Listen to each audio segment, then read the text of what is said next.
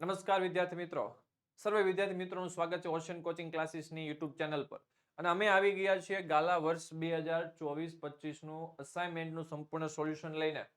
વિદ્યાર્થી મિત્રો, હું પ્રિતેશ સંઘાણી, ધોરણ 12 વાણિજ્ય વ્યવસ્થા અને સંચાલનનું પ્રશ્નપત્ર નંબર 2 અને સેક્શન બી આજે આપણે સોલ્વ કરવાના છીએ. આપ સર્વે જાણો છો ગાલા અસાઇનમેન્ટ લોન્ચ થઈ ચૂક્યું છે. વિદ્યાર્થી મિત્રો, ગાલા અસાઇનમેન્ટ લોન્ચ થઈ ચૂક્યું છે અને જો આપ ગાલા અસાઇનમેન્ટ ખરીદવા માંગો છો તો ઘર બેઠા વિદ્યાર્થી મિત્રો હોમ ડિલિવરી ફ્રી છે. ઘર બેઠા તમે ગાલા અસાઇનમેન્ટની ખરીદી કરી શકો છો. બજાર વેલ્યુ છે 300 રૂપિયા, પણ જો તમે ઘર બેઠા ખરીદી કરવા માંગો છો તો માત્ર 290 માં અમારી નીચે લિંક ડિસ્ક્રિપ્શનમાં આપેલી છે ત્યાંથી, અથવા તો અહીં મોબાઈલ નંબર આપ્યો છે ત્યાંથી કોલ કરીને તમે અમને ઓર્ડર આપી શકો છો. વિદ્યાર્થી મિત્રો, સાથે સાથે એક સ્માર્ટ ડીજી બુક ગાલા પ્રકાશન દ્વારા લોન્ચ કરવામાં આવી છે. એક એપ્લિકેશન છે જેમાં તમને બધું જ ગાલાનો અસાઇનમેન્ટ મટીરિયલ મળી જશે. એના માટે તમે એક પ્રોસેસ આપેલી છે. ક્યુઆર કોડ અહીંયા પ્રથમ પેજ ઉપર આપેલો છે પુઠ્ઠા પર, તે સ્કેન કરવાનો રહેશે. અહીંયા આપેલી વિગતો ભરવાની રહેશે. બધી જ વિગત ફિલઅપ કરશો એટલે કે એક્સેસ કોડ માંગશે, જે અહીંયા આપણે પ્રથમ મુખ પેજ ઉપર આપેલો છે. એ એન્ટર કરશો વિદ્યાર્થી મિત્રો એટલે તમારી એપ્લિકેશન જે છે સ્માર્ટ ડીજી બુક એ ઓપન થઈ જશે અને તમને બધું મટીરિયલ મળી જશે. વિદ્યાર્થી મિત્રો, અપેક્ષિત પણ લોન્ચ થઈ ચૂકી છે. ગાલા 21 અપેક્ષિત પ્રશ્ન સંગ્રહ લોન્ચ થઈ ચૂક્યું છે. જો તમે ખરીદી કરવા માંગો છો તો નીચે લિંક ડિસ્ક્રિપ્શનમાં આપી છે ત્યાંથી, અથવા તો અહીં મોબાઈલ નંબર પરથી પણ ખરીદી કરી શકો છો. 300 થી વધુની ખરીદી પર વિદ્યાર્થી મિત્રો 15% ડિસ્કાઉન્ટ છે. કોડ છે NAV15, અથવા 500 થી વધુની ખરીદી પર વિદ્યાર્થી મિત્રો 20% ડિસ્કાઉન્ટ છે. એનો કોડ છે NAV20. ખરીદી કરી શકો છો વિદ્યાર્થી મિત્રો. આજે આપણે સોલ્વ કરવાના છીએ પેપર 2 વિભાગ બી. પ્રથમ ક્વેશ્ચન, એમબીએ નું પૂરું નામ જણાવો. જો યાદ રાખજો, ચેપ્ટર 1 ની અંદરથી ઘણા બધા એવા પ્રશ્નો છે કે જે 1 માર્ક્સમાં પૂછાય છે. ગયા પેપરમાં આપણે જોયું સીઈઓ નું પૂરું નામ. અહીંયા છે એમબીએ નું પૂરું નામ. એમબીએ નું પૂરું નામ છે master of business administration. Spelling લખો છો, ભૂલ ન કરતા, માર્ક્સ કપાઈ જશે. સ્પેલિંગમાં અહીંયા એન ભૂલાઈ જાય, અહીંયા ડી ભૂલાઈ જાય તો એ ખોટો ગણાશે. એનું ફૂલ ફોર્મ છે માસ્ટર ઓફ બિઝનેસ એડમિનિસ્ટ્રેશન. બીજો સવાલ, આયોજનમાં કયા કારણોસર અનિશ્ચિતતા ઉદ્ભવે? અનિશ્ચિતતા એટલે સમસ્યા. તમે પ્લાનિંગ કરો છો, એની અંદર કોઈ પ્રોબ્લેમ આવે છે તો એ કઈ રીતે પ્રોબ્લેમ ઉદ્ભવે છે, એની પાછળના કારણો શું છે? તો કે હંમેશા ધંધાને અસર કરે છે બાહ્ય પરિબળો. કયા પરિબળો અસર કરે છે? બાહ્ય પરિબળો. અને બાહ્ય પરિબળો ક્યાં છે? તો જો અહીં લખ્યું છે, આયોજનમાં આંતરિક અને બાહ્ય પરિબળોને કારણે અનિશ્ચિતતા ઉદ્ભવે છે. એમાં મુખ્યત્વે મોટા ભાગે કયા પરિબળો અસર કરતા હોય છે? બાહ્ય પરિબળો. જો આંતરિક પરિબળો કેવા છે? ધંધાની અંદરના ધ્યેય, નિર્ણય, વ્યવસ્થા તંત્ર, દોરવણી, કર્મચારી વગેરે એ આપણા કંટ્રોલમાં હોય, એમાં બહુ પ્રોબ્લેમ ક્રિએટ નથી થતો. મોટો પ્રોબ્લેમ ક્રિએટ કોણ કરે છે? બાહ્ય પરિબળો, જે ધંધાને ખૂબ નુકસાન પહોંચાડી શકે. ભૂકંપ છે, વાવાઝોડું છે, અતિવૃષ્ટિ છે, અનાવૃષ્ટિ છે, સરકારની નીતિ મતલબ કે ટેક્સ ઘટાડે, ટેક્સ વધારે, અથવા તો કોઈ ફિલ્ડની અંદર મોટા ફેરફાર કરે, પછી બજારની પરિસ્થિતિ, તેજી મંદી જેવા આ મોટા જે રીઝન છે ને વધારે નુકસાન કરે છે. એટલે ખાસ કરીને બાહ્ય પરિબળો વધુ નુકસાન કરે છે, એની સામે આંતરિક પરિબળો ધંધાને ઓછું નુકસાન કરે છે. પણ બંને પરિબળના કારણે ધંધામાં શું રહેલી છે વિદ્યાર્થી મિત્રો? અનિશ્ચિતતા રહેલી છે. 1 માર્ક્સમાં એવો સવાલ આવશે, ધંધાને અસર કરતા બાહ્ય પરિબળો જણાવો. એટલા માટે અહીંયા સ્પેસિફાઈડ મેં લખ્યું છે, ધંધાને અસર કરતા બાહ્ય પરિબળો ક્યાં છે? આ બધા જે ધંધાને શું કરે છે? અસર કરે છે. આમાં એડ કરી શકાય, હજી તમારે 1-2 વસ્તુ એડ કરવી હોય તો અહીંયા આપી છે બજારની પરિસ્થિતિ પર, તમે અલગથી લખી શકો છો. તેજી મંદી, ફુગાવો, ભાવ વધારો. આ ફુગાવો, ભાવ વધારો પણ આમાં તમે એડ કરી શકો. આવા શબ્દો આવે છે જે ધંધાના બાહ્ય પરિબળો છે, જે ધંધાને નુકસાન કરે છે. એટલે આ સવાલ એક એડ કરી લેજો જો તમે સાથે લખતા જતા હોય તો. વૈધિક વ્યવસ્થા તંત્ર એટલે શું? વિદ્યાર્થી મિત્રો, બહુ તમે સિમ્પલ શબ્દોમાં કહીશ. આ ચેપ્ટરમાંથી વૈધિક વ્યવસ્થા તંત્ર અને અવૈધિક વ્યવસ્થા તંત્ર ખાસ વાંચી નાખજો. આ બંને ટોપિકમાંથી ઓછામાં ઓછું 2 થી 3 માર્ક્સનું બોર્ડની એક્ઝામમાં જોવા મળશે. વૈધિક વ્યવસ્થા તંત્ર અત્યારે આપણે એની ચર્ચા કરીએ. વૈધિક વ્યવસ્થા તંત્ર એને કહેવાય એકમના સંચાલકો દ્વારા નિશ્ચિત ધ્યેયને સિદ્ધ કરવા માટે કેના ધ્યેય છે? એકમના સંચાલકો નિશ્ચિત ધ્યેય સિદ્ધ કરવા એકમના વ્યક્તિ અને કાર્ય વચ્ચે સંબંધોનું જે વિધિસર રીતે માળખું સ્થપાય ને એને કહેવાય વૈદિક વ્યવસ્થા તંત્ર.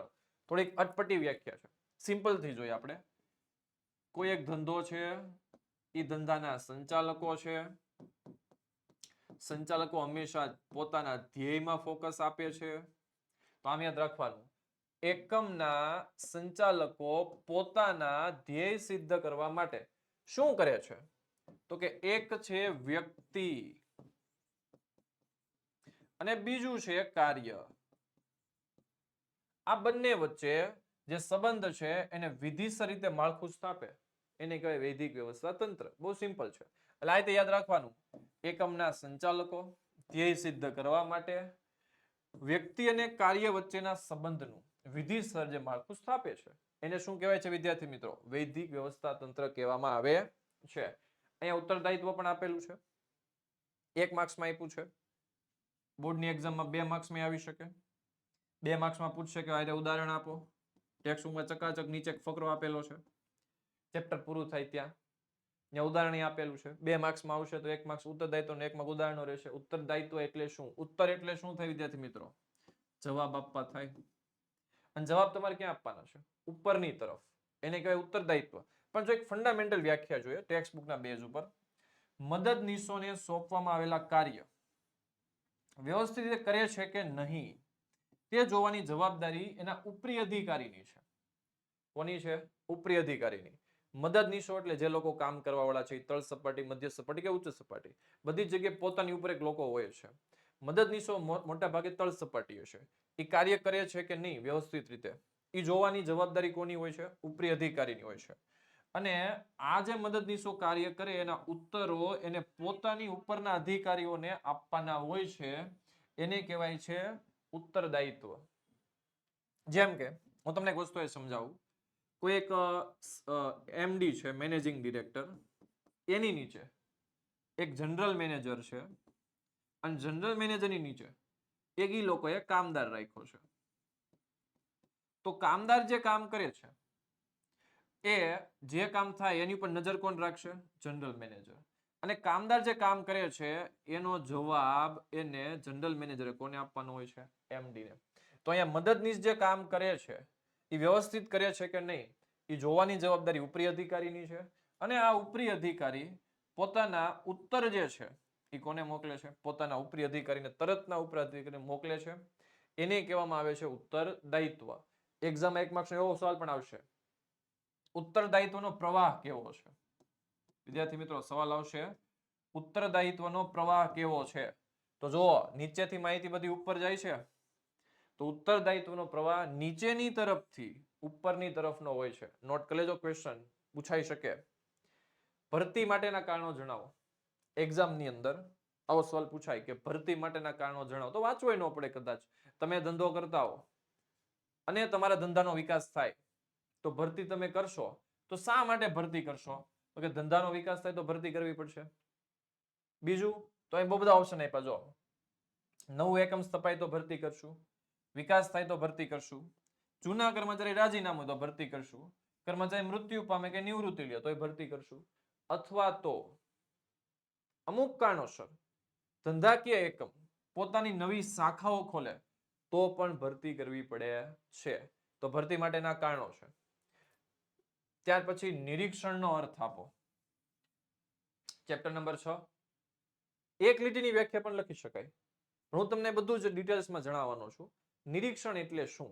તો જો અહીં કીધું છે સરળ અર્થમાં કામદારોને કાર્યની ઉપર દેખરેખ રાખવી એટલે શું થાય? નિરીક્ષણ. જે લોકો કામ કરે એની પર મારે નજર રાખવાની છે એને કહેવાય નિરીક્ષણ. અહીંયા તો હું ડિટેલ્સમાં જાઉં છું કે નિરીક્ષણ એટલે તાબેદારોને સોંપવામાં કાર્યનું તેને આપેલ સૂચનો અને હુકમો અનુસાર અમલીકરણ યોગ્ય રીતે કરે છે કે નહીં તેની ખાતરી મેળવવી.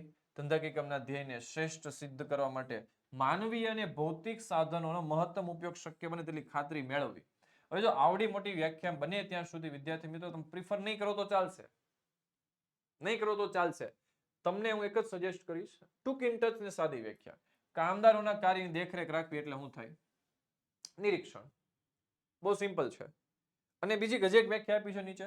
નિરીક્ષણ એ એવું કાર્ય છે કે જેના દ્વારા યોજના અને સૂચનાઓ મુજબ કાર્ય થઈ રહ્યું છે કે નહીં તેની ખાતરી થઈ જાય છે. 3 વ્યાખ્યાએ તમને સજેસ્ટ કરવામાં આવી છે. બેસ્ટ વ્યાખ્યા તો અહીંયા પહેલી છે જ, એટલે મેં એને ઉપર રાખી છે કે કામદારોના કાર્યની દેખરેખ રાખવી અને તેનું શું કરવાનું છે? નિરીક્ષણ. આ તો નિરીક્ષણની વાત થઈ. અહીંયા સવાલ આવે નિરીક્ષક એટલે શું? બોલો. સવાલ આવો આવી શકે બોર્ડની એક્ઝામમાં 1 માર્ક્સમાં. નિરીક્ષક એટલે શું? મને કોમેન્ટ બોક્સમાં જવાબ આપો. નિરીક્ષક કોને કહેવાય? વિદ્યાર્થી મિત્રો, આપ સર્વે જાણો છો. આઈએમપી બેચ લોન્ચ થઈ ચૂકી છે માત્ર 100 રૂપિયામાં. અચૂક તમે આમાં જોઈન્ટ થાજો, ભૂલતા નહીં. પછી કહેતા નહીં અમે રહી ગયા. કારણ કે બહુ ઓછા ચાર્જની અંદર બહુ સારું એવું આપણે બિલ્ડઅપ કરી શકીએ એમ છીએ. અને જો તમે સબસ્ક્રિપ્શન લ્યો છો તો આ બધી જ તમને ફેસિલિટીઝ આપવામાં આવશે. પીડીએફ છે, લાઈવ લેક્ચર છે, દરેક ચેપ્ટર વાઇઝ તમને આઈએમપી આપવામાં આવશે, ડાઉટ સોલ્વ થશે. આપણે વોટ્સએપ ગ્રુપમાં તમને બધી જ બાબતોથી જાણકારી આપવામાં આવશે અને જૂના બોર્ડના પેપર સોલ્યુશન પણ આપવામાં આવશે. રાહ ન જોતા ઓનલી 100 રૂપિયામાં કામ થઈ જાય એમ છે. શેર હોલ્ડરને ડિવિડન્ડ કયા સ્વરૂપે ચૂકવાય? શેર હોલ્ડરને ડિવિડન્ડ કયા સ્વરૂપે ચૂકવી શકાય? બહુ સિમ્પલ આન્સર છે. વર્ષોથી પ્રથા છે. કાં તો તમે રોકડમાં ચૂકવી શકો છો અથવા તો તમે ચેકથી ચૂકવી શકો છો. તો સિમ્પલ આન્સર આપ્યો છે ડિવિડન્ડ રોકડ કે ચેક સ્વરૂપે ચૂકવી શકાય છે. ભારતની પ્રથમ ડિપોઝિટરી કઈ હતી? શેર બજારના જે શેર છે એને મેનેજ કરવાની જવાબદારી ડિપોઝિટરને આપવામાં આવી છે. તો ભારતની પ્રથમ ડિપોઝિટરી હતી NSDL. એક્ઝામમાં ફૂલ ફોર્મ પૂછાઈ શકે. National securities depository India limited, અથવા તમે ટૂંકું જ લખી શકો national security depository India limited, અથવા તો અહીં તમને મેં નીચે ઉચ્ચારી આપ્યો છે નેશનલ સિક્યુરિટીઝ ડિપોઝિટરી લિમિટેડ, જેનું NSDL નું ફૂલ ફોર્મ છે, જે ભારતની પ્રથમ ડિપોઝિટરી હતી. અત્યારે તો ભારતમાં 2 ડિપોઝિટરી છે, CDSL પણ છે. CDSL નું ફૂલ ફોર્મ પણ પૂછાઈ શકે 1 માર્ક્સની અંદર. જો ખબર છે તો કોમેન્ટ બોક્સમાં જણાવજો, નથી ખબર તો ફાઇન્ડ આઉટ કરીને કોમેન્ટ બોક્સમાં જણાવજો. કારણ કે વિદ્યાર્થી મિત્રો આજે સવાલો તમને સજેસ્ટ કરતો જાઉં છું, સાથે સાથે ધ્યાનમાં લેતા જાજો. 1 માર્ક્સનું મટીરિયલ છે. CDSL નું ફૂલ ફોર્મ મને જણાવજો. NSDL નું ફૂલ ફોર્મ છે નેશનલ સિક્યુરિટી ડિપોઝિટરી લિમિટેડ. પ્રસિદ્ધિનો અર્થ આપો. Chapter number 10. થોડું ખંજવાળે માથું ખંજવાળી આવ્યું ચેપ્ટર છે. પ્રસિદ્ધિ કોને કહેવાય? તો કે એવી બિન વ્યક્તિગત માહિતી સંચાર છે જે ચૂકવણું કર્યા વગર, એવું માર્કેટિંગ કે જેમાં તમે ચૂકવણી નથી કરતા. ચૂકવણું કઈ સમૂહ માધ્યમો દ્વારા કરવામાં આવે છે, જેમાં ધંધાકીય એકમ કે એકમની પેદાશ વિશે જણાવવામાં આવે છે. પ્રસિદ્ધિ એટલે એવી ફેમ, તમારી ઇજ્જત બને છે બજારની અંદર, બિન વ્યક્તિગત. તમે પર્સનલી નથી જતા કોઈને સેલ્સમેન દ્વારા કે માર્કેટિંગ કરીને, એવી રીતે નહીં. બિન વ્યક્તિગત માહિતી સંચાર છે જે ચૂકવણું કર્યા વગર માહિતી બજારની અંદર આપણી કંપનીની વેલ્યુ ક્રિએટ થાય છે. એને શું કહેવામાં આવે છે? પ્રસિદ્ધિ. ખાસ કરીને પ્રસિદ્ધિ બ્રાન્ડિંગ પ્રોડક્ટ હોય ને એની વધારે હોય છે. CERC નું વિસ્તૃત સ્વરૂપ આપો. ફૂલ ફોર્મ છે, સ્પેલિંગમાં ભૂલ ન થાય, consumer education and research centre. આ CERC નું ફૂલ ફોર્મ છે. તમારા માટે એક સવાલ નવો મૂકતો જાઉં છું. CERC નું વડુ મથક ક્યાં આવેલું છે, અથવા CERC ની ઓફિસ ક્યાં આવેલી છે? તો મને એનો જવાબ જણાવજો. એક્ઝામમાં આવો ક્વેશ્ચન આવે બોર્ડમાં તો આપણો માર્ક્સ વયો જાય કે CERC આપણે માથું ખંજોરી ક્યાં આવ્યું છે એનું? અમદાવાદમાં આવ્યું છે, મુંબઈમાં આવ્યું છે, દિલ્હીમાં આવ્યું છે, કોલકાતામાં આવ્યું છે કે ભાવનગરમાં આવ્યું છે? ક્વેશ્ચન બહુ બધા છે. તો મને જણાવજો વિદ્યાર્થી મિત્રો, CERC નું વડુ મથક એટલે મેઇન ઓફિસ ક્યાં આવેલી છે? વિદ્યાર્થી મિત્રો, વોટ્સએપ ગ્રુપ લોન્ચ થઈ ચૂક્યું છે, જોઈન થઈ જાઓ. બધી અપડેટ તમને મળી જશે પહેલા તે પહેલાના ધોરણે. નીચે મોબાઈલ નંબર આપ્યો છે, અથવા નીચે લિંક ડિસ્ક્રિપ્શનમાં આપી, ત્યાંથી જોઈન થઈ જાઓ. અને ઈઝી છે કે મોબાઈલ નંબરમાં કોલ કરીને જોઈન થઈ જાઓ. ભૂલતા નહીં, સાથે જોડાયેલા રહેજો. Thank you so much. અને માર્ચ ફેબ્રુઆરી સુધીમાં આપણે ખૂબ સારું રિઝલ્ટ પ્રાપ્ત કરવાનું છે. તો સાથે જોડાયેલા રહ્યો, અપડેટ સાથે જોડાયેલા રહ્યો અને જાણતા રહ્યો. Thank you so much.